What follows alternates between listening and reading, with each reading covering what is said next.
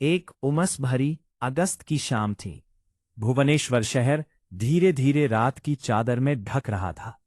राकेश, एक final year college का छात्र, उसे भूतिया जगहों को एक्सप्लोर करने का शौक था। उसके दोस्त हमेशा उसे चेतावनी देते थे, सूरज ढलने के बाद खंडगिरी गुफाओं के पास मत जाना, वहां अजीब फुसफुसाहटें सुनाई देती हैं। लेकिन राकेश भूत प्रेत पर विश्वास नहीं करता था। एक शनिवार की रात उसने सबको गलत साबित करने का फैसला किया। गांव के अंदर जाता गया। दुनिया की आवाजें गायब होती गईं। ना ट्रैफिक की आवाज, ना लोगों की हलचल, बस सन्नाटा। तभी उसे कुछ सुनाई दिया, एक धीमी फुसफुसाहट, आ जा। राकेश वहीं ठिठक गया। उसने घबराकर हंसते हुए कहा, हवा होगी। वो आगे बढ़ा, लेकिन उसके कदमों की आवाज गुफा में अजीब तरह से गूंज रही थी। अचानक उसके फोन का सिग्नल गायब हो गया। बैटरी 48% से सीधे 12% पर आ गई। टॉर्च झिलमिलाने लगी और तभी उसने उसे देखा। गुफा की दीवार के आखिर में एक काला साया, जो किसी रोशनी से नहीं बना था और उसके साथ हिल भी नहीं रहा था, बस खड़ा था, जैसे उसे देख रहा हो।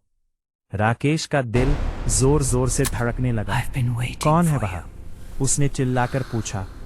कोई जवाब नहीं, लेकिन साया धीरे धीरे लंबा होने लगा, ऊंचा और ऊंचा, जब तक कि वो गुफा की छत को छूने लगा। हवा भारी हो गई, सांस लेना मुश्किल। तभी उसके पीछे कदमों की आहट, लेकिन वो तो अकेला था। वो झटके से मुड़ा, वहां कुछ नहीं था। जब वो फिर सामने की तरफ देखता है, साया और करीब आ चुका था। अब उसका एक आकार था, लंबे बिखरे बाल, आंखें और एक टेढ़ी डरावनी मुस्कान।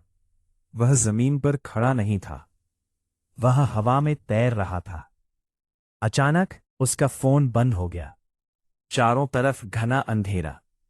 तभी उसे अपने गर्दन के पीछे कुछ ठंडा सा महसूस हुआ और उसके कान के पास एक फुसफुसाहट, तुमने मेरी नींद तोड़ी है।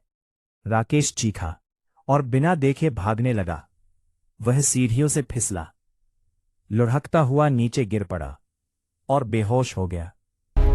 अगली सुबह स्थानीय दुकानदारों ने उसे गुफा के बाहर बेहोश पाया। जब वह अस्पताल में होश में आया, ये क्या हो रहा है मेरे साथ? वह बोल मुझे नहीं पा डिस्चार्ज रहा चाहिए था। अभी। बस कांपते हुए हम पूरी गुफा की कोशिश कर रहे दीवार हैं। की तरफ इशारा आपकी कर तबीयत रहा था। स्टेबल नहीं है। डॉक्टरों ने कहा, यह सिर्फ सदमा है। लेकिन एक बूढ़े पुजारी ने धीरे से कहा, कुछ आत्माएं प्राचीन स्थानों की रखवाली करती हैं और उन्हें रात में कोई पसंद नहीं। राकेश फिर कभी खंडगिरी नहीं गया, लेकिन आज भी देर रात जो लोग उस पहाड़ी पर चढ़ते हैं, पीछे एक धीमी आवाज सुनाई देती है, आ जा। और एक साया जो किसी का नहीं होता।